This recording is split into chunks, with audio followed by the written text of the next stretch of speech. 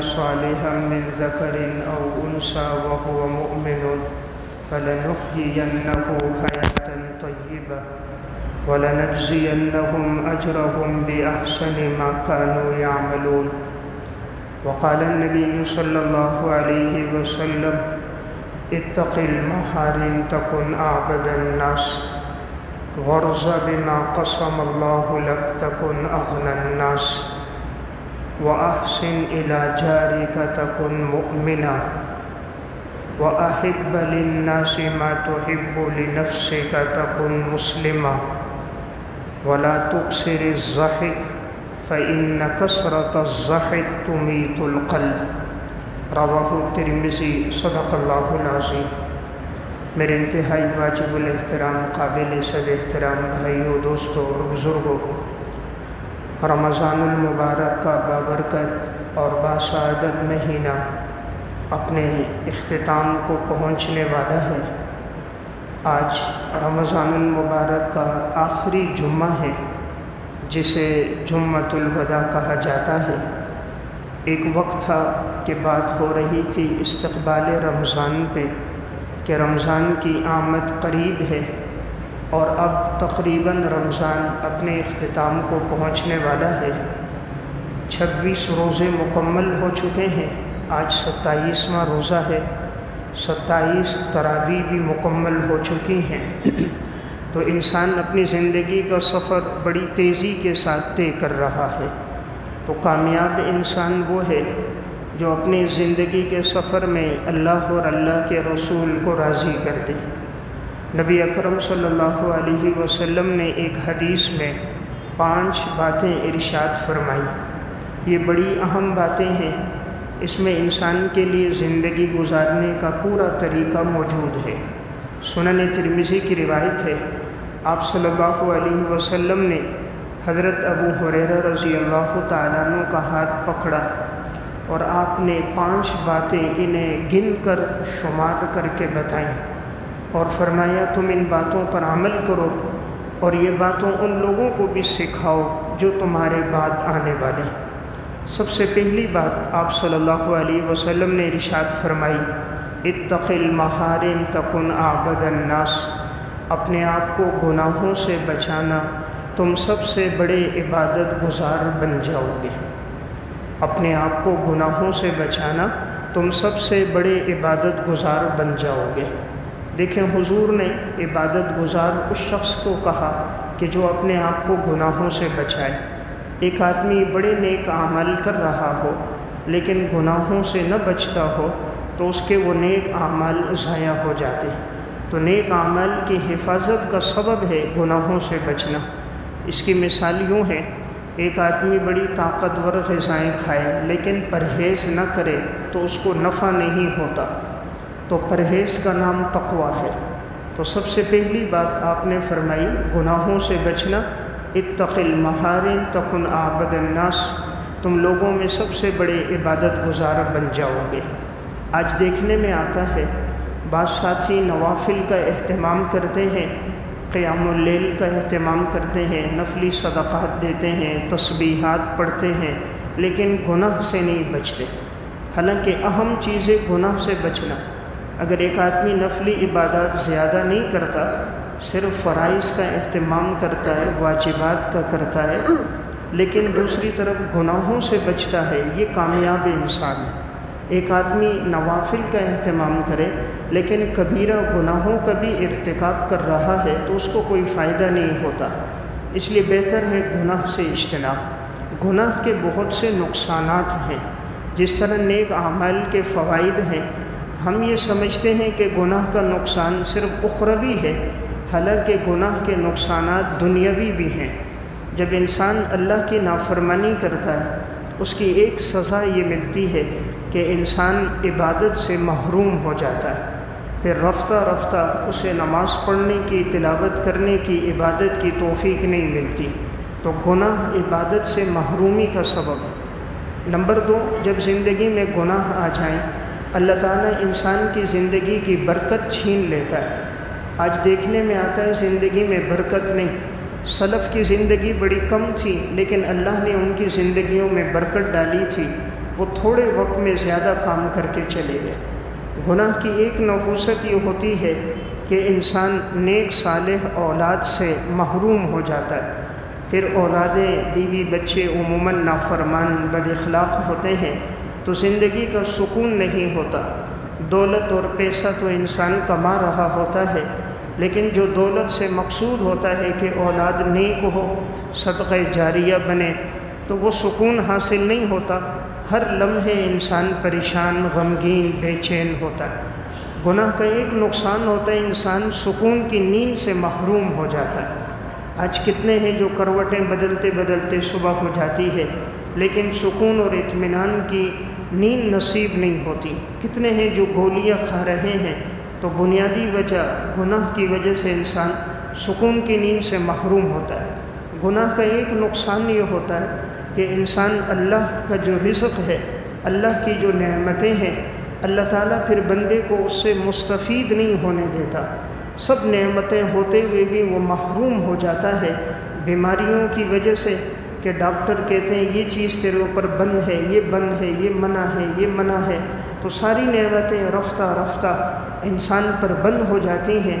سب کچھ ہو کر بھی وہ اللہ کی نعمتوں سے مستفید نہیں ہو سکتا۔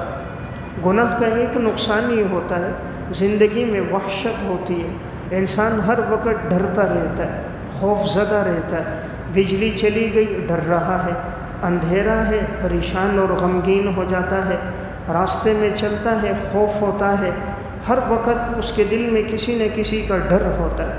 جب زندگی میں تقویٰ ہو، اللہ تعالیٰ انسان کے دل کو اتنا طاقتور کر دیتا ہے، پھر اس کے دل میں کسی مخلوق کا خوف نہیں ہوتا۔ ایک آدمی 1000 سے مقابلہ کر رہا ہوتا ہے، دشمن سے مقابلہ ہوتا ہے، لیکن موت کا ڈر نہیں ہوتا۔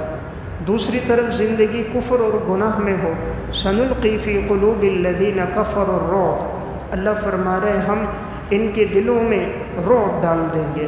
تو کافروں کے دلوں میں اللہ نے رعب ڈال دیا تھا مسلمانوں کی ہیبت اور جلال کا۔ تو میں عرض کر رہا ہوں، گناہ کا ایک نقصان، انسان ہر وقت وحشت کی زندگی میں ہوتا ہے۔ گناہ کا ایک نقصان یہ ہوتا ہے، اللہ تعالیٰ انسان کے چہرے سے نورانیت اور روحانیت کو ختم کر دیتا ہے۔ اللہ اس کو محبوبیت عطا نہیں کرتا، مقبولیت نہیں عطا نہیں کرتا، لوگوں کے دلوں میں اس کے لیے محبت نہیں ہوتی، اپنے بیوی بچے بھی، گھر والے بھی اسے چاہنے والے نہیں ہوتے، وہ بھی چاہتے ہیں گھر سے جتنا جلدی باہر جائے بہتر ہے، گھر میں آئے تو کوئی بات کرنے کے لیے تیار نہیں ہوتا، دلوں میں محبت نہیں ہوتی، معاشرے میں محبوبیت نہیں ہوتی۔ گناہ کا ایک نقصان یہ ہوتا ہے کہ اللہ تعالیٰ مال کی برکت چھین لیتا ہے۔ مال میں کثرت تو ہوتی ہے، برکت نظر نہیں آتی، اور حلال کے مال میں اللہ برکتیں نصیب فرما دیتا ہے۔ گناہ کا ایک نقصان یہ ہوتا ہے کہ انسان کا پھر خاتمہ اچھا نہیں ہوتا، بری زندگی ہوتی ہے، خصوصاً اس کا جو اینڈ ہوتا ہے، اختتام ہوتا ہے، وہ لا علاج بیماریوں میں مبتلا ہو جانا، معذور اور اپاہج ہو جانا، دوسروں کے لیے اذیت کا سبب بن جاتا ہے، گھر والوں کے دلوں میں اس کے لیے محبت نہیں ہوتی، خدمت کے جذبات نہیں ہوتے۔ اس لیے آپ نے سب سے پہلی بات ارشاد فرمائی، اتق المحارم تکن اعبد الناس، گناہوں سے اپنے آپ کو بچانا، تم سب سے بڑے عبادت گزار بن جاؤ گے۔ دوسری بات آپ صلی اللہ علیہ وسلم نے ارشاد فرمائی، وَرْضَ بِمَا قَسَمَ اللَّهُ لَكَ تَكُنْ أَغْنَى النَّاسِ، اللہ کی تقسیم پہ راضی ہو جاؤ، تم سب سے بڑے مستغنی اور مالدار بن جاؤ گے۔ اللہ کی تقسیم پہ راضی ہو جاؤ، تم سب سے بڑے مالدار بن جاؤ گے۔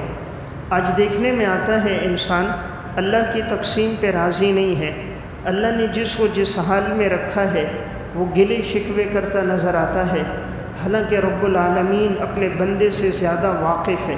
کسی کو اللہ نے دولت دی، اس کے حق میں بہتر ہے، کسی کو تنگ دستی میں رکھا، اللہ اس کی حکمتیں خوب جانتا ہے۔ اس لیے اللہ جس حال میں رکھے، رضا بالقضاء، انسان اللہ کے فیصلے پہ راضی ہو جائے۔ یہاں ایک اہم بات آپ صلی اللہ علیہ وسلم نے ارشاد فرمائی کہ وَرْضَ بِمَا قَسَمَ اللَّهُ لَكَ، اللہ کی تقسیم پہ راضی ہو جاؤ، تکن اغنى الناس، اللہ تمہیں لوگوں میں سب سے بڑا غنی مستغنی کر دے گا۔ یعنی اللہ دل سے دنیا کی محبت نکال دے گا۔ سب سے بڑا مستغنی اور مالدار وہی ہوتا ہے جس کے دل میں دولت پیسے کی محبت نہ ہو، ورنہ عموماً محبت ہو تو انسان مال کا چوکیدار تو نظر آتا ہے، لیکن ساری زندگی وہ مال اس کے اوپر حکم چلاتا ہے، محکوم ہوتا ہے، ایسا آدمی حاکم نہیں ہوتا۔ تو دوسری اہم بات اللہ کی تقسیم پہ راضی ہونا۔ تیسری بات آپ صلی اللہ علیہ وسلم نے ارشاد فرمائی وَأَحْسِنْ إِلَىٰ جَارِكَ تَكُنْ مُؤْمِنًا، تم اپنے پڑوسیوں کے ساتھ اچھا سلوک کرو تو تم مومن ہو جاؤ گے۔ اپنے پڑوسیوں کے ساتھ اچھا سلوک کرو تو تم مومن ہو جاؤ گے۔ عموماً دیکھنے میں آتا ہے بعض لوگ باہر دوستوں کے ساتھ بڑے اچھے ہوتے ہیں، باہر کے لوگوں کے ساتھ معاملات اچھے رکھتے ہیں، لیکن اپنے پڑوسیوں کے حق میں برے ہوتے ہیں۔ اس لیے آپ نے کہا مومن وہ ہیں جو اپنے پڑوسیوں کے حق میں اچھا ہو۔ اس لیے کوشش کرنی چاہیے کہ انسان اپنے پڑوس کے حق میں بہتر ہو۔ آپ صلی اللہ علیہ وسلم سے پوچھا گیا بہتر انسان کون ہے، بدتر انسان، برا انسان کون ہے؟ آپ نے فرمایا جس کے پڑوسی کہیں یہ اچھا آدمی ہے تو وہ اچھا آدمی ہے، جس کے پڑوسی کہیں یہ برا آدمی ہے تو سمجھو یہ برا آدمی ہے۔ حدیث میں آتا ہے رسول اللہ صلی اللہ علیہ وسلم نے فرمایا واللہ لا یؤمن واللہ لا یؤمن واللہ لا یؤمن، اللہ کی قسم وہ مومن نہیں، اللہ کی قسم وہ مومن نہیں، اللہ کی قسم وہ مومن نہیں۔ صحابہ اکرام نے پوچھا کون مومن نہیں؟ آپ صلی اللہ علیہ وسلم نے ارشاد فرمایا کہ وہ شخص کہ جو خود پیٹ بھر کے کھائے اور اس کا پڑوسی اس کے پہلو میں بھوکا ہو، آپ نے فرمایا وہ مومن نہیں ہے۔ اس لیے اللہ نے نوازا ہو تو انسان اپنے پڑوسیوں کا زیادہ خیال کرے۔ حدیث میں آتا ہے نبی اکرم صلی اللہ علیہ وسلم نے ارشاد فرمایا ما زال جبرائیل یوصینی بالجار حتی ظننت انہ سیورثہ، جبرائیل علیہ السلام نے مجھے پڑوسیوں کے بارے میں اتنی تاکید کی کہ مجھے لگتا تھا کہیں وہ میراث میں ہمارے ساتھ شریک نہ ہو جائے، یعنی پڑوسیوں کا اتنا حق بیان کیا ہے۔ تو بہرحال اس حدیث میں تیسری بات آپ صلی اللہ علیہ وسلم نے ارشاد فرمائی جو پڑوس کے حق میں اچھا ہوگا وہ مومن ہوگا۔ چوتھی بات آپ صلی اللہ علیہ وسلم نے ارشاد فرمائی وَأَحِبَّ لِلنَّاسِ مَا تُحِبُّ لِنَفْسِكَ تَكُنْ مُسْلِمًا، تم دوسروں کے لیے وہ پسند کرو جو تم اپنے لیے پسند کرتے ہو تو تم مسلمان ہو جاؤ گے۔ دوسروں کے لیے وہ پسند کرو جو تم اپنے لیے کرتے ہو، آپ نے فرمایا تم مسلمان ہو گے۔ تو گویا معیار یہ بتایا کہ انسان دوسروں کے لیے وہ چیز پسند کرے جو اپنے لیے کرتا ہے۔ یہ بڑی اہم بات ہے۔ حضرات صحابہ اور سلف کی زندگی میں یہی بات تھی۔ ایک صحابی تھے حضرت جریر بن عبداللہ بجلی رضی اللہ تعالیٰ، انہوں نے گھوڑا خریدنے کے لیے اپنے غلام کو بھیجا۔ غلام گھوڑا خریدنے کے لیے گیا تو جو گھوڑا بیچنے والا تھا اسے اصل قیمت کا پتہ نہیں تھا، اس کو کہیں گھوڑا میراث میں ملا تھا یا کسی نے ہدیے میں دیا تھا۔ تو اس نے گھوڑے کی قیمت پوچھی، انہوں نے کہا گھوڑے کی قیمت 400 درہم ہے۔ غلام گھوڑے پر بیٹھا چکر لگایا، گھوڑا پسند آیا، حضرت جریر بن عبداللہ بجلی رضی اللہ تعالیٰ عنہ کو بتایا، وہ آئے، انہوں نے گھوڑا دیکھا، بیٹھے سوار ہوئے، چکر لگایا، فرمایا گھوڑے کی قیمت زیادہ ہے، شاید اس کو اصل قیمت کا نہیں پتہ، چونکہ خود شاہ سوار تھے، مجاہد صحابی تھے۔ انہوں نے کہا حضرت اگر زیادہ ہے آپ زیادہ دے دیں تو 500 درہم دے دیں، فرمایا اس سے بھی زیادہ ہے، کہا 600 درہم دے دیں، کہا اس سے بھی زیادہ ہے، کہا آپ مجھ سے مذاق کر رہے ہیں، میں تو 400 میں بھی دے رہا تھا، فرمایا نہیں اس کی قیمت 800 درہم بنتی ہے۔ 800 درہم دے کر وہ گھوڑا اس سے لے لیا۔ کسی نے پوچھا حضرت آپ کو 400 میں مل رہا تھا، آپ نے 800 کی رقم دے دی، فرمایا جب میں نے آپ صلی اللہ علیہ وسلم کے ہاتھ پر ایمان لایا، حضور نے مجھ سے 3 چیزوں پر بیعت لی تھی، بایعت النبی صلی اللہ علیہ وسلم علی اقام الصلاۃ و ایتاء الزکاۃ والنصح لکل مسلم، میں نے حضور کے ہاتھ پر بیعت کی تھی نماز قائم کرنے پر، زکوٰۃ ادا کرنے پر، ہر مسلم کے ساتھ، ہر مسلمان کے ساتھ خیر خواہی پر۔ تو خیر خواہی کا تقاضا یہ ہے، اسے اصل قیمت کا نہیں پتہ تو میں اس کو اس کی اصل قیمت ادا کروں۔ تو دیکھیں یہ ہے دوسرے کے لیے وہ پسند کرنا جو اپنے لیے انسان پسند کرے۔ تو شریعت میں اس کا بڑا مدار ہے، شریعت نے اس کی بڑی رعایت رکھی ہے، اور یہ کامل ایمان کی نشانی ہے۔ حضرات سلف کی زندگی میں آپ کو یہی بات نظر آئے گی کہ ان کا معیار یہ تھا، دوسروں کے لیے وہی چیز پسند جو وہ اپنے لیے پسند کرتے تھے۔ امام واقدی رحمۃ اللہ علیہ کا واقعہ تاریخ بغداد میں ہے۔ عید کا موقع اسی طرح قریب تھا، گھر والی نے کہا گھر میں بچوں کے لیے کوئی لباس نہیں ہے، جوتیاں نہیں ہیں، کسی سے قرضہ لے لیں۔ امام واقدی رحمۃ اللہ علیہ اپنے ایک دوست کے پاس گئے، وہ ان کا دوست تھا ہاشمی، اس کے پاس گئے، اس سے قرضہ مانگا، تو انہوں نے قرضے میں 1200 درہم کی تھیلی ان کو دے دی، یہ لے کر گھر آ گئے۔ تھوڑی دیر کے بعد اب چونکہ اس ہاشمی کے پاس بھی اور کچھ نہیں تھا تو اس نے وہ تھیلی تو ان کو دے دی۔ اب وہ جو دوسرا دوست تھا ان کا ایک تاجر، اس کو بھی پیسوں کی ضرورت تھی، وہ امام واقدی کے پاس آیا، امام واقدی رحمۃ اللہ علیہ سے مانگا۔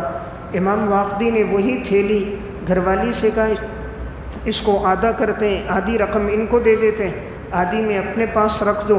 انہوں نے کہا نہیں، آپ کے دوست نے آپ کو پوری تھیلی دی، آپ بھی ان کو پوری دو۔ انہوں نے 1200 درہم وہ اس کو دے دیے۔ اب یہ تاجر وہ تھا کہ تاجر کے پاس پہلے امام ہاشمی آیا تھا تو تاجر نے یہ تھیلی اس کو دی تھی، اس کے پاس امام واقدی گیا تھا تو وہ تھیلی امام واقدی کے پاس آئی تھی۔ اب جب تاجر ان کے پاس آیا تو وہی تھیلی اس کے پاس دوبارہ لوٹ آئی، تو وہ سوچنے لگا یہ تھیلی تو میں نے اپنے دوست کو دی تھی، آخر یہ یہاں کیسے آ گئی؟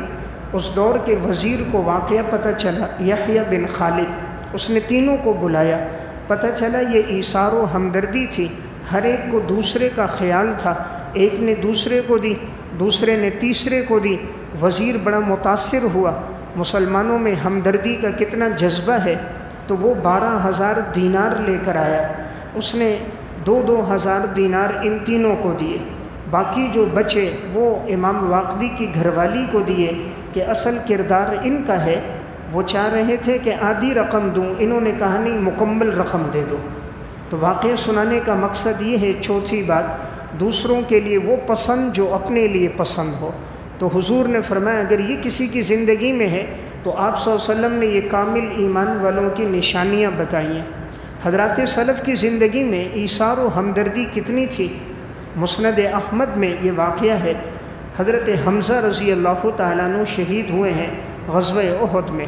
حضرت حمزہ چونکہ بڑی بے دردی سے شہید کیے گئے، ان کے جسم کے اعضاء الگ الگ کر دیے گئے، جسم کے ٹکڑے کر دیے گئے، ناک کان ہاتھ الگ الگ کر دیے گئے۔ تو آپ صلی اللہ علیہ وسلم کی پھوپھی حضرت صفیہ رضی اللہ تعالیٰ عنہ جب دیکھنے کے لیے آ رہی تھی تو آپ نے ان کے بیٹے حضرت زبیر سے کہا تھا کہ اپنی والدہ کو منع کرنا، اپنی بہن کو اس حال میں دیکھیں گی تو شاید وہ برداشت نہ کر سکیں، صبر نہ کر سکیں۔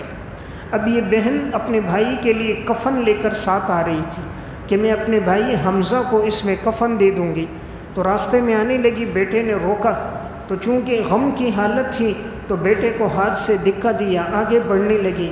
بیٹے زبیر نے کہا اماں جان آپ صلی اللہ علیہ وسلم نے منع کیا کہ آپ آگے نہ بڑھو، تو اتنی حضور سے محبت تھی وہیں قدم رک گئے، حالانکہ غم کی حالت تھی، ابھی بیٹے کو دھکا دے کر آگے جا رہی تھی اپنے بھائی کو دیکھنے کے لیے، لیکن جب یہ بات سامنے آئی کہ حضور نے منع کیا ہے کہ شاید اپنے بھائی کے ٹکڑے اور اعضاء دیکھ کر، زخمی جسم دیکھ کر، بہتا خون دیکھ کر یہ بہن برداشت نہیں کر سکے گی، تو حضرت صفیہ وہیں رک گئی تھی۔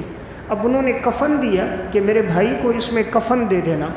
جب وہ کفن کی 2 چادریں لے کر گئے، حضرت حمزہ کے ساتھ ایک اور صحابی بھی شہید ہوئے تھے، ان کے جسم کے بھی ٹکڑے کیے گئے تھے، حضرت سہیل رضی اللہ تعالیٰ عنہ۔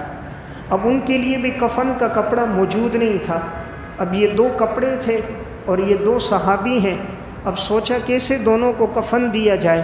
ایک کپڑا بڑا تھا، ایک کپڑا چھوٹا تھا، قرآن دازی کی گئی تو بڑے کپڑے میں نام نکلا حضرت سہیل کا، چھوٹے کپڑے میں نام نکلا حضرت حمزہ کا۔ تو بڑے میں حضرت سہیل کو کفن دیا گیا، چھوٹے میں حضرت حمزہ رضی اللہ تعالیٰ عنہ کو۔ تو کپڑا چھوٹا تھا سر کی طرف کھینچتے تو پاؤں کھلا رہ جاتا، اگر پاؤں کو ڈھک لیتے تو سر کھلا رہ جاتا۔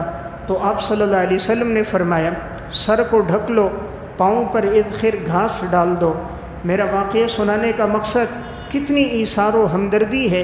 حضور کے چچا ہیں، سید الشہداء ہیں، زخمی حالت کے بعد شہادت ہو گئی، باوجود یہ کہ کفن کے یہ 2 کپڑے ان کے لیے تھے، لیکن آپ کی خواہش تھی کہ دونوں صحابہ کو کفن دے دیا جائے، تو وہ دونوں کپڑوں میں دونوں کو کفن دیا گیا۔ تو چچا کے حق میں چھوٹا کپڑا آیا، حضرت سہیل کے حق میں بڑا کپڑا آیا۔ ایثار و ہمدردی کی ایسی مثالیں تاریخ میں نہیں ملتی، ورنہ عموماً انسان اپنوں کو نوازتا ہے، دوسروں کو چھوڑ دیتا ہے، لیکن صحابہ کی تاریخ یہ تھی وہ دوسروں کو اپنے اوپر مقدم رکھتے تھے۔ جب ہجرت کا سفر ہوا، عبد الرحمن ابن عوف رضی اللہ تعالیٰ عنہ مدینہ پہنچے، صحابہ ہجرت کر کے آئے۔ آپ صلی اللہ علیہ وسلم نے ایک مہاجر کو دوسرے انصاری کا بھائی قرار دیا تھا، مہاجرین اور انصار میں مواخات قائم ہوئی تھی۔ تو حضرت عبد الرحمن کے بھائی تھے سعد بن ربیع، عبد الرحمن سے کہا آپ ہجرت کر کے آئے ہو، آپ کے پاس مال وغیرہ کچھ نہیں، اگر آپ چاہو میری 2 بیویاں ہیں، میں ایک کو طلاق دیتا ہوں، جو تمہیں پسند ہو بتاؤ، طلاق دوں گا، عدت گزر جائے تو مجھ سے نکاح کر دینا۔ میرا مکان ہے، میں 2 حصے کرتا ہوں، آدھا تم لے لینا، آدھا میرا ہوگا۔ میرا کاروبار ہے، میں اس میں تمہیں اپنے ساتھ شریک کرتا ہوں۔ عبد الرحمن ابن عوف رضی اللہ تعالیٰ عنہ نے فرمایا اللہ آپ کی جان مال میں برکت دے، آپ مجھے بازار کا راستہ بتائیے، میں خود تجارت کرتا ہوں۔ چنانچہ بازار گئے، تجارت شروع کر دی۔ واقعہ سنانے کا مقصد آج تو بھائی بھائی کے مال پہ قابض ہو جاتا ہے، سگا بھائی اپنے بھائی کو نہیں دیتا، لیکن یہاں کیا ایمان اور اخوت کا رشتہ ہے کہ عبد الرحمن بن عوف جو سگے بھائی بھی نہیں، فرمایا میں آپ کی خاطر اپنی ایک گھر والی کو طلاق دے دیتا ہوں، آپ کو اپنے ساتھ کاروبار میں شریک کر دیتا ہوں۔ تو میرا واقعہ سنانے کا مقصد حضرات سلف میں ہمدردی کے اور ایثار کا ان میں بڑا جذبہ رہا ہے، اور جو آدمی جتنی اس میں قربانی دیتا ہے اللہ پھر اتنا اس کو نوازتا بھی ہے۔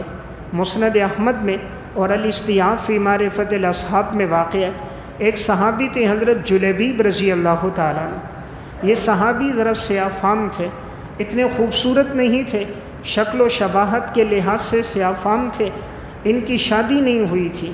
ایک دن آپ صلی اللہ علیہ وسلم کے پاس آئے، رسول اللہ صلی اللہ علیہ وسلم نے پوچھا جلیبیب تمہارا نکاح ہوا ہے؟ فرمانے لگے یا رسول اللہ مجھے کون بیٹی دے گا؟ یعنی مقصد تھا غریب بھی ہوں، تنگ دست بھی ہوں، کسی اعلیٰ خاندان والا بھی نہیں، کوئی بڑا میرا قبیلہ بھی نہیں، سیاہ فام بھی ہوں، تو مجھے کون بیٹی دے گا؟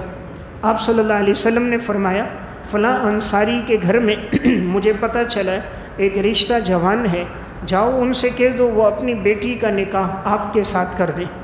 حضرت جلیبیب رضی اللہ تعالیٰ عنہ چلے گئے، دروازے پہ دستک دی، لڑکی کا والد باہر آیا، کہا جی پیغام لے کر آیا ہوں، حضور نے بھیجا ہے کہ تم اپنی بیٹی کا میرے ساتھ نکاح کرا دو۔ اب انہوں نے دیکھا ہے بھی تنگ دست، نہ اپنا گھر آج کے دور میں، نہ کاروبار، نہ کوئی اعلیٰ اور بڑا خاندان، نہ دولت اور پیسہ، نہ بظاہر حسن و جمال۔ وہ اندر گئے، اپنی گھر والی کو بتایا اس طرح پیغام آیا ہے، آپ صلی اللہ علیہ وسلم نے بھیجا ہے، لیکن جلیبیب کی حالت ایسی ہے۔ تو عورتیں ذرا جلباز ہوتی ہیں، اس نے کہا نہیں میں اپنی بیٹی کا رشتہ ایسے آدمی کو کیسے دوں جس کا خاندان نہیں، قبیلہ نہیں، حسب و نسب والا نہیں، دولت والا نہیں، پیسے والا نہیں، میں اپنی بیٹی کا رشتہ اس کو کیسے دے دوں؟ اندر بیٹی یہ ساری بات سن رہی تھی، اس نے فوراً آواز دی، اپنی ماں سے کہا اماں جان یہ پیغام لے کر آئے ہیں نبی اکرم صلی اللہ علیہ وسلم کا، جب حضور نے ان کو بھیجا ہے، اگر حضور راضی ہیں رشتے پر تو میں بھی راضی ہوں۔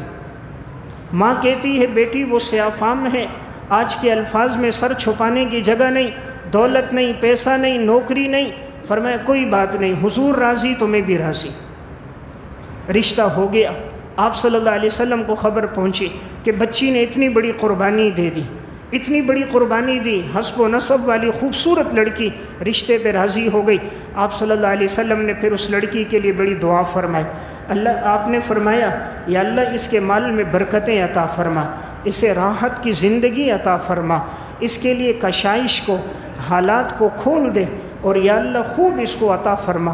اللہ نے پھر ایسی دعا قبول کی کہ مدینہ میں پھر انصار کی عورتوں میں سب سے زیادہ مال اور دولت اسی عورت کے پاس ہوتا تھا۔ اللہ نے ایسا نوازا، ایسی برکتیں عطا فرمائی، پھر یہی لڑکی سب پہ خرچ کرتی تھی۔ پھر یہی جلیبیب صحابی جو بجائے سیافام تھے، ایک غزوے میں آپ صلی اللہ علیہ وسلم کے ساتھ تھے، حضور نے دیکھا جلیبیب نظر نہیں آئے، آپ نے کہا دیکھو کہیں زخمی ہیں، شہید ہو گئے، زخمیوں میں دیکھا نہیں ملے، آپ نے کہا دیکھو شہداء میں تلاش کرو، شہداء میں دیکھا تو جلیبیب شہید ہو گئے تھے۔ آپ نے فرمایا مجھے بتاؤ میں خود چلتا ہوں۔ حضور خود گئے، دیکھا جلیبیب کے ارد گرد 7 کفار کی لاشیں، تو جلیبیب نے ان سب کو قتل کیا تھا، آخر یہ خود بھی شہید ہو گئے تھے۔ دیکھیں ہے سیافام، لیکن حضور کو ان سے بھی کتنی محبت ہے۔ ہم تو خوبصورت سے محبت کرتے ہیں، دولت اور پیسے والوں سے محبت کرتے ہیں۔ امام الانبیاء سیافام سے بھی محبت کرتے تھے، اس کے دل میں ایمان اور تقوی کی وجہ سے۔ آپ نے جلیبیب کو اپنے ہاتھوں میں اٹھایا، فرمایا جلیبیب مجھ سے ہے، میں جلیبیب سے ہوں۔ فرمایا اس کے لیے قبر کھودو۔ جب تک قبر تیار نہیں ہوئی، آپ صلی اللہ علیہ وسلم نے جلیبیب کو اپنے ہاتھوں میں یوں اٹھا کے رکھا، کسی چارپائی پہ نہیں، اپنے دونوں ہاتھوں میں جلیبیب کو اکیلے آپ نے اٹھا کے رکھا۔ جب قبر تیار ہو گئی، آپ نے اپنے ہاتھوں سے حضرت جلیبیب کو قبر میں رکھا۔ تو کیا محبت تھی حضور کو غریبوں سے، تنگ دستوں سے، ناداروں سے۔ آج تو ہماری محبت اس سے ہوتی ہے، ہم محبت کا بھی ہمارے ہاں اسٹیٹس ہوتا ہے، اس سے محبت کرنی ہے جو ہمارے برابر کا ہو، سلام اس کو کرنا ہے جو دولت پیسے میں مجھ سے بڑھ کر ہو یا ہمسر ہو۔ غریب کو سلام کرنا، اس کی مجلس میں بیٹھ جانا، ہم اس کو اپنی توہین سمجھتے ہیں۔ امام الانبیاء کی کیا حالت ہے۔ شمائل میں روایت ہے، امام ترمذی نے نقل کی، ایک صحابی تھے حضرت ظاہر بن حرام رضی اللہ تعالیٰ عنہ۔ یہ صحابی بھی ذرا سیافام تھے، اتنے خوبصورت نہیں تھے، اور یہ تجارت کے لیے اپنے دیہات سے سامان لے کر آتے، شہر میں آ کر فروخت کرتے تھے، دیہات کا ہدیہ حضور کے لیے لاتے۔ آج کے الفاظ میں دیہات کی سبزیاں، ترکاریاں، دیہات کے میوہ جات حضور کے لیے لایا کرتے تھے۔ حضور جب ان سے ملتے تو آپ صلی اللہ علیہ وسلم بڑے خوش ہوتے۔ ایک دفعہ حضرت ظاہر بن حرام مدینہ میں بازار میں وہ جو سبزیاں لے کر آئے تھے اپنے دیہات سے بیچ رہے تھے، سامنے سبزیاں رکھی ہیں، فروخت کر رہے ہیں، اتنے میں کہیں آپ صلی اللہ علیہ وسلم پیچھے سے آئے، ان کو پتہ نہیں تھا، تو حضور پیچھے سے آئے اور آ کر ظاہر بن حرام کے پیچھے بیٹھے۔ حضور کی کمر ان کی کمر کے ساتھ لگی، آپ صلی اللہ علیہ وسلم نے ان کی آنکھوں پہ ہاتھ رکھا، آپ نے زبان سے کچھ نہ کہا، تو ظاہر بن حرام کہنے لگا بھئی کون ہے، مجھے چھوڑو، کون ہے۔ حضور نے محبت سے یوں ہاتھ رکھے تھے، تو جب حضور نے ہاتھ ڈھیلا کیا انہوں نے دیکھا، پہچان لیا، تو اپنے جسم کو آپ صلی اللہ علیہ وسلم کے جسم سے مس کرنے لگے، چھونے لگے کہ میری کمر حضور کے جسم سے مس ہو جائے تاکہ برکتیں حاصل ہو جائیں۔ تو آپ صلی اللہ علیہ وسلم نے مذاق میں کہا، صحابہ موجود تھے، بھئی کون ہے جو ظاہر کو خریدے گا، کون ہے جو ظاہر کو خریدے گا۔ حضرت ظاہر بن حرام نے کہا، یا رسول اللہ اگر مجھے بیچو گے تو قیمت بہت کم ملے گی، میں چونکہ سیافام ہوں، خاندان بھی اتنا اونچا نہیں، حسب و نسب بھی اتنا اعلیٰ نہیں، تو میری قیمت بہت کم ہوگی اگر آپ مجھے فروخت کرو گے۔ آپ نے فرمایا ظاہر تو اللہ کے ہاں بڑا قیمتی ہے، لوگوں کی نظر میں تیری قیمت ہو نہ ہو، اللہ کے ہاں تیری بڑی قیمت ہے۔ تو دیکھیں سیافام ہے لیکن حضور کو ان سے بڑی محبت ہے۔ تو میں عرض کر رہا تھا عید کا موقع قریب آنے والا ہے، ہمارے آس پڑوس میں کوئی مستحق ہو، ہمدردی ہو، ہم ان کے لیے وہی کچھ پسند کریں جو اپنے لیے پسند کرتے ہیں۔ اللہ نے دیا ہے ان کو نوازیں، ہو سکتا ہے ان کی دعائیں ہمارے حق میں قبول ہو جائیں، اللہ ہمیں اتنا عطا فرما دے کہ ہماری نسلوں کے لیے کافی ہو جائے۔ اردو کی ایک کتاب ہے قبولیت دعاؤں کے سنہرے واقعات، اس میں انہوں نے ایک واقعہ لکھا، ایک شخص نے 2 شادیاں کی تھی، پہلی شادی سے جو بچے تھے وہ جوان تھے، دوسری شادی اس نے بہت بعد میں کی، اس سے جو بچے پیدا ہوئے وہ چھوٹے چھوٹے بچے تھے۔ اس شخص کا انتقال ہو گیا، اب جو پہلی بیوی اور بچے تھے وہ ساری جائیداد پہ قابض ہو گئے، دوسری بیوی اور بچے وہ چھوٹے چھوٹے، دوسری بیوی کا کوئی رشتہ دار عزیز و اقارب بھی نہیں جو مقابلہ کرے، بات کر سکے، پہلے والوں کے تعلقات بھی زیادہ تھے، طاقتور بھی تھے، پیسہ بھی ان کے پاس تھا۔ تو انہوں نے ساری جائیدادوں کو بیچ دیا، سب پہ خود قابض ہو گئے، یہاں تک کہ اب ایک مکان رہ گیا جس میں چھوٹی بیوی اور بچے تھے، انہوں نے اس کا بھی سودا کر دیا۔ کویت کا ایک شخص تھا جس کو مکان چاہیے تھا، وہ ایک اسٹیٹ ایجنسی والے کے پاس آیا کہ مجھے ایسا خوبصورت مکان چاہیے ہے کہ جس میں آب و ہوا اچھی ہو، ہوا خوب لگتی ہو، کنارے پر بنا ہوا ہو، قیمت بھی اس کی زیادہ ہو، اس کے ارد گرد سبزہ بھی ہو، ایسا کوئی خوبصورت مجھے مکان دکھاؤ۔ اسٹیٹ ایجنسی والے نے کہا فلاں جگہ ایک مکان ہے، وہ فروخت ہونے کے لیے آئے، وہ آپ لے لو۔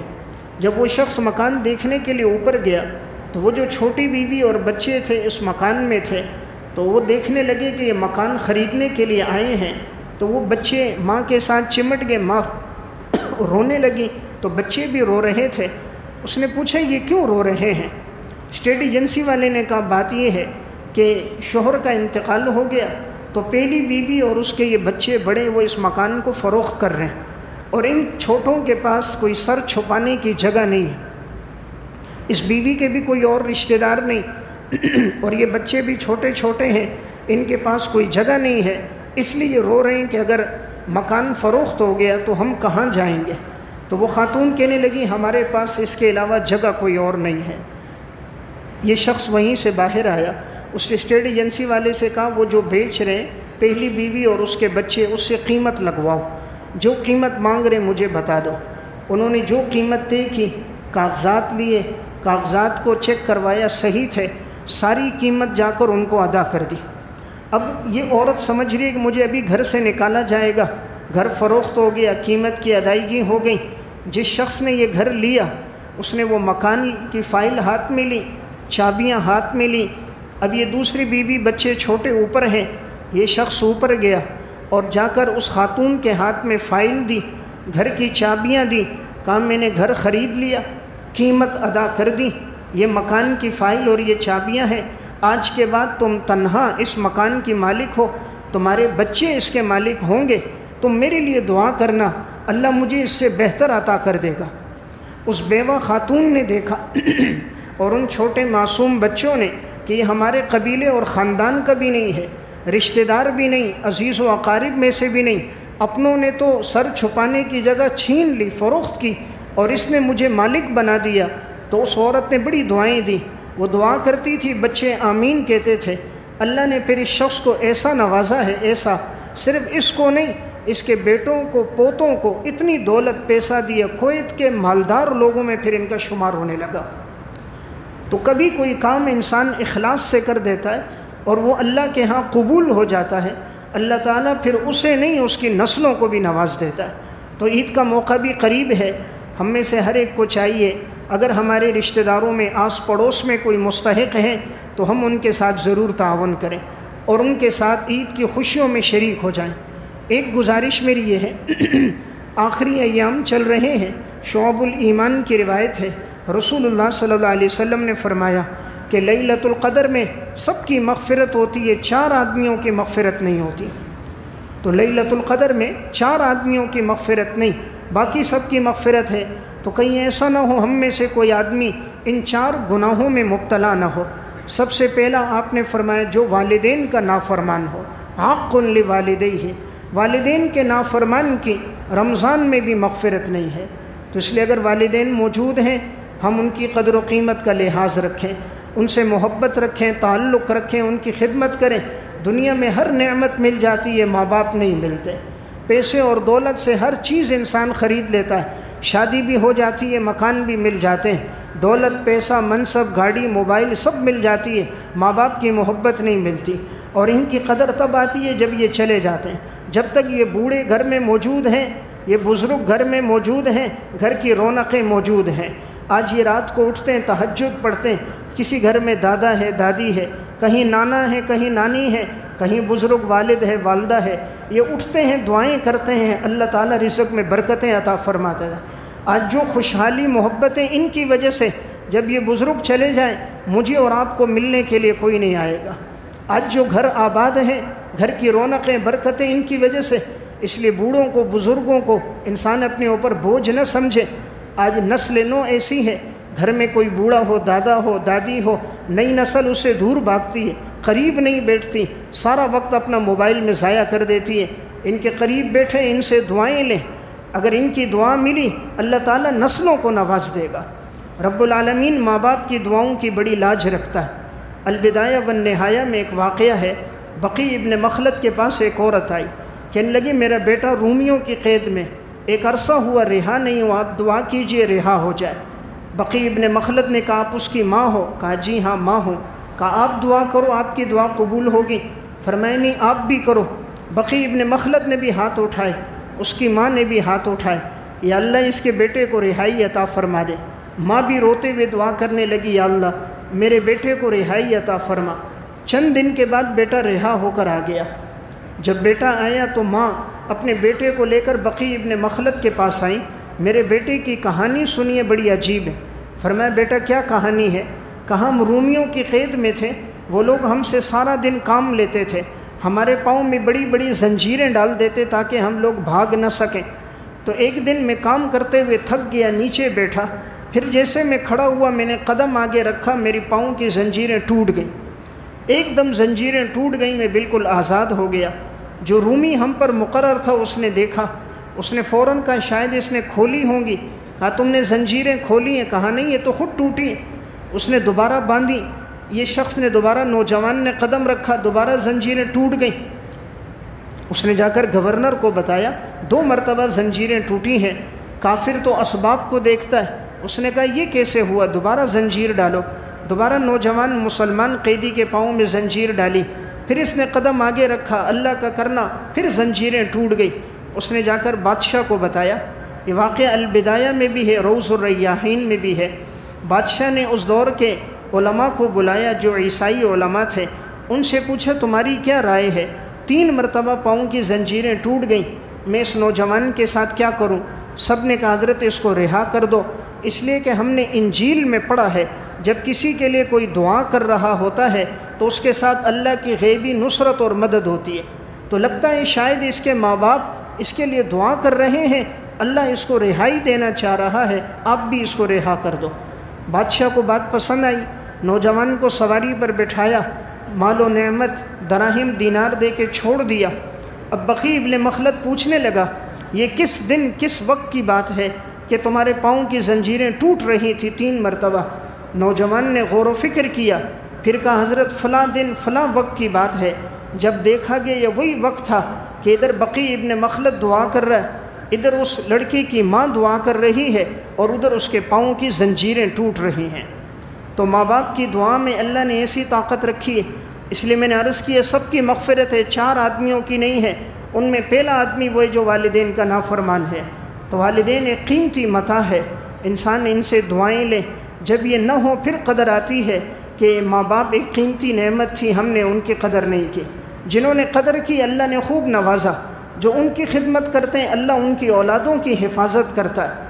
ایک جگہ 8 منزلہ مکان تھا، 4تھی منزل میں ایک عورت اپنے بچوں کے ساتھ رہ رہی تھی، شوہر کام کے لیے گیا ہوا تھا، آدھی رات سے زیادہ وقت گزر گیا، اچانک آگ لگ گئی۔ تو اب نیچے منزلوں میں آگ لگ گئی بڑی تیزی کے ساتھ، شور ہو گیا بھئی جلدی سے اوپر منزل کی طرف چڑھ جاؤ۔ فائر بریگیڈ والے آگ بجھانے کے لیے آئے ہوئے تھے، کہا نیچے نہیں اترو کہیں جھلس نہ جاؤ۔ اب یہ جو عورت تھی اس کے 3 چھوٹے بچے تھے، ایک بوڑھی ماں تھی، ماں اس کی معذور تھی۔ اس نے سوچا اپنے 2 بچوں کو اٹھایا، ان سے کہا تم اوپر چڑھو۔ وہ سیڑھیوں پہ چڑھنے لگے۔ اس نے سوچا اگر اپنے چھوٹے بچے کو لے کے جاؤں تو ماں معذور ہے، وہ مجھ سے رہ جائے گی، ماں کو لے کے جاؤں تو آگ بالکل قریب ہو گئی، بچہ مجھ سے رہ جائے گا۔ تو اس عورت نے اپنی ماں کو اپنے کندھے پہ اٹھایا اور اوپر کی سیڑھیوں پہ چڑھنے لگ گئی، کہیں آگ سے ماں جھلس نہ جائے۔ جب تک ماں کو اوپر 8ویں منزل پہ چھوڑ کے آ رہی تھی، اتنے میں آگ اوپر تک آ گئی اور اس منزل میں بھی آگ لگ گئی جہاں اس کی وہ چھوٹی دودھ پیتی بچی تھی۔ اب یہ سوچنے لگی میری وہ بچی تو جھلس جائے گی، لیکن اللہ کا کرنا، جب آگ کو بجھا دیا گیا، دیکھا گیا ساری طرف آگ ہی آگ تھی، سب کچھ جل گیا تھا، لیکن اس آگ میں اللہ نے اس کی دودھ پیتی بچی کی حفاظت کی تھی کہ اس نے اپنی ماں کی حفاظت کی، اپنی ماں کو کندھا دیا، اس کو اوپر چڑھایا، رب العالمین نے ایسی قدردانی کی، جھلستی ہوئی آگ میں سامان جل گیا، لیکن اس بچی کی اللہ نے حفاظت فرمائی۔ تو میں نے عرض کیا سب کی مغفرت ہے، حضور فرما رہے ہیں والدین کے نافرمان کی نہیں ہے، تو یہ قیمتی متاع ہے، ہماری کوشش ہو والدین حیات ہیں ان کی قدردانی کریں۔ دوسری بات آپ نے فرمایا جن کی مغفرت نہیں، مدمن و خمرن، ہمیشہ شراب پینے والا، آپ نے فرمایا شرابی کی مغفرت نہیں ہوتی، اس لیے کوئی ایسا نہ ہو جو معاذ اللہ اس گناہ میں مبتلا ہو، اگر کوئی ہو تو وہ صدق دل سے توبہ کر دے، بہت بڑا گناہ ہے۔ حدیث میں آتا ہے جو آدمی ایک قطرہ پی لے شراب کا 40 دن اس کی نماز قبول نہیں ہوتی۔ دو گناہ ایسے ہیں جن کے کرنے سے انسان کا ایمان باقی نہیں رہتا، لا یزنی الزانی حین یزنی وہو مؤمن ولا یشرب الشارب حین یشرب وہو مؤمن، زنا کرنے والا جب زنا کرتا ہے مسلمان نہیں رہتا، شراب پینے والا جب شراب پیتا ہے مسلمان نہیں رہتا۔ آپ نے فرمایا زانی کا ایمان باقی نہیں رہتا، اس کے دل سے ایمان نکل جاتا ہے، اس لیے زنا بہت بڑا گناہ ہے۔ آج معاشرے میں یہ بھی پھیلتا جا رہا ہے، زنا ایک قرض ہے، اگر کوئی اللہ سے معافی نہ مانگے تو پھر اس کا یہ بدلہ اس کی اولاد سے چکا دیا جاتا ہے، کبھی بیٹی سے، کبھی بیوی سے، کبھی بہن سے، کبھی ماں سے۔ تیسری بات آپ نے فرمایا اس آدمی کی مغفرت نہیں قاطع رحم، جو قطع رحمی کرنے والا ہو، قطع تعلقی کرنے والا ہو، تو ہم میں سے کوئی ایسا نہ ہو جو اس گناہ میں ہو۔ دیکھنے میں آتا ہے بہت سے ساتھی قطع تعلقی کے گناہ میں مبتلا ہوتے ہیں، بھائی اپنے بھائی سے ناراض ہیں، کتنے بھائی اپنی بہن سے ناراض ہیں، کتنے ہیں ایسے نادان جو ماں باپ سے ناراض ہیں، بھتیجا پھوپھی سے ناراض ہے، بھتیجا چچا سے ناراض ہے، بھانجا خالہ سے، خالو سے ناراض ہے، کتنے آج ایسے ہیں جو قریبی رشتے والے، عید کا موقع آ جاتا ہے سالہ سال گزر جاتے ہیں ایک دوسرے کے گھر نہیں جاتے۔ رسول اللہ صلی اللہ علیہ وسلم نے فرمایا لا يدخل الجنت قاطع، قطع تعلقی کرنے والا جنت میں داخل نہیں ہوگا، قطع تعلقی کرنے والا جنت میں داخل نہیں ہوگا۔ آج دل کتنا پتھر ہو گیا، حدیثیں سنتے عمل نہیں کرتے، کہتے میری ناک کٹ جائے گی، سینکڑوں ناک کٹ جائیں، امام الانبیاء کے ارشاد پہ عمل ہو جائے، صحابہ کا ایمان بن جائے کہ سب ناراض ہوتے ہیں ناراض ہو جائے، رسول اللہ صلی اللہ علیہ وسلم ناراض نہ ہو۔ اگر ایمان ایسا بنے گا نا پھر اللہ عزت دے گا۔ آج ہمارا ایمان میری ناک کٹے گی، کوئی ناک نہیں کٹتی، اللہ عزت بڑھائے گا، جھکنے سے عزت بڑھتی ہے، معاف کرنے سے عزت بڑھتی ہے، درگزر کرنے والے کے اللہ مقام کو بڑھا دیتا ہے۔ تو آج کتنے ہیں جو ناراض ہیں، پھر جب انتقال ہو جائے پھر ٹکٹ لے کے جا رہے ہیں، پھر جی میں چہرہ دیکھنے کے لیے جا رہا ہوں، میں کندھا دینے جا رہا ہوں، زندگی میں کندھا نہ بنا، یہی رقم جو 2 لاکھ روپے لگائی یہ زندگی میں بھائی کو، بہن کو، چچا کو بھیج دیتے، وہ اپنا علاج کروا دیتے۔ آج لوگوں کو دکھانے کے لیے انسان جا رہا ہوتا ہے، اس لیے بڑے اہم رشتے ہیں بہن بھائیوں کا رشتہ۔ کتنے ہیں جو اپنی بہنوں سے ناراض ہیں، سالہ سال گزر جاتا ہے بھائی اپنے بہن کے گھر نہیں جاتے۔ اللہ نے نوازا ہو، عید کا موقع قریب ہے، اس گناہ سے انسان اپنے آپ کو بچائے۔ بیٹیوں اور بہنوں میں ماں باپ کے لیے بڑی محبت ہوتی ہے، اللہ نے دیا ہو بیٹیوں کو بھی حصہ دینا چاہیے۔ عید کے موقع پر اب جہاں بیٹوں کے لیے کپڑے خریدیں وہاں بیٹیوں کے لیے بھی خریدیں۔ یہ بیٹیاں وہ ہوتی ہیں اکثر ماں باپ کی روح پرواز کرتی ہیں تو ان کا سر بیٹی کی جھولی میں ہوتا ہے، بیٹے نظر نہیں آتے، وہ پیسے کی تقسیم میں لگے ہوتے ہیں، مال کتنا ہے، کتنے اکاؤنٹوں میں ہے، دولت کتنی، جائیداد کتنی، میرا کتنا حصہ، تیرا کتنا حصہ، لیکن یہ بیٹی ہوتی ہے جو ماں کے منہ میں چمچ سے پانی ڈال رہی ہوتی ہے۔ یہ بیٹی ہوتی ہے کہ جس نے اپنی گود میں اپنے باپ کا سر رکھا ہوا ہوتا ہے اور لقمے کھلا رہی ہوتی ہے، آنسو صاف کر رہی ہوتی ہے۔ ماں باپ کا پیشاب بھی اگر بستر پر ہو جائے بیٹی کا مزاج نہیں بدلتا، وہ اس کو خدمت کو اپنے لیے سعادت سمجھتی ہے۔ اس لیے نبی اکرم صلی اللہ علیہ وسلم نے فرمایا من عال جاریتین حتی تبلغ جاء یوم القیامہ انا وہو وضم اصابعہ، جس کی 2 بیٹیاں ہوں، ایک حدیث میں جس کی 2 بہنیں ہوں، اس نے ان کی پرورش کی یہاں تک کہ وہ بالغ ہو گئیں، وہ جنت میں میرے ساتھ اس طرح ہوگا جس طرح اس ہاتھ کی 2 انگلیاں ہیں۔ آپ نے بیٹیوں کی پرورش پر، بہنوں کی پرورش پر جنت میں اپنی رفاقت کی ضمانت دی ہے۔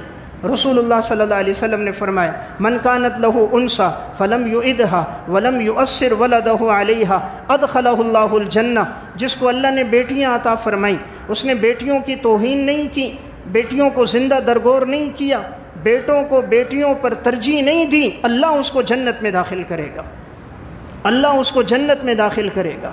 تو عید کا موقع قریب ہے، اللہ نے بیٹیاں دی ہوں، بہنیں دی ہوں، ان کا حصہ بھی نکالیں۔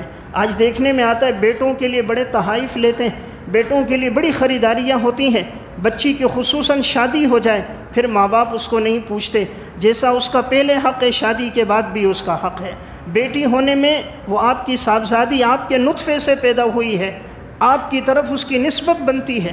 حدیث میں آتا ہے سب سے افضل صدقہ وہ ہے کہ اگر کسی بیٹی کو لوٹا دیے گئے، طلاق دے دی گئی، وہ گھر واپس آ گئی، اس پہ خرچ کرنا سب سے بہترین صدقہ ہے۔ ہم تو اس کو منحوس سمجھتے ہیں، بدبخت سمجھتے ہیں، یہ واپس آ گئی۔ اکثر ایسا ہوتا ہے بچی کا قصور نہیں ہوتا، ساس سسرال والے ظلم کر کے طلاق دے دیتے ہیں۔ اگر وہ بچی گھر آ جائے، اس پر کوئی خرچ کرے، آپ نے فرمایا سب سے افضل صدقہ ہے۔ اس لیے میں نے ایک گزارش عرض کی ہے، قطع رحمی کے گناہ سے انسان بچے۔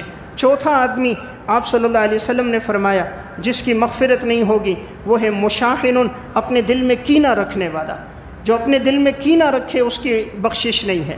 اس لیے ہمارے دل میں کسی مسلمان کے لیے کینہ نہ ہو، کسی کے لیے نفرت نہ ہو، ہر ایک سے محبت ہو سکتا ہے ہمارا چھوٹا سا عمل ہو اللہ کے ہاں قبول ہو جائے اور اللہ بہترین خاتمہ کرے۔ میں ایک واقعہ سنا کے بات ختم کرتا ہوں۔ اردو کی کتاب قبولیت دعاؤں کے سنہرے واقعات، اس میں اور انمول واقعات میں ایک واقعہ ہے۔ انہوں نے لکھا ایک شخص عمرے کے لیے گیا، جب اس نے عمرہ کر دیا تو ایک رات سویا ہوا تھا، خواب دیکھتا ہے ایک پرچی پہ ایک موبائل نمبر لکھا ہوا ہے۔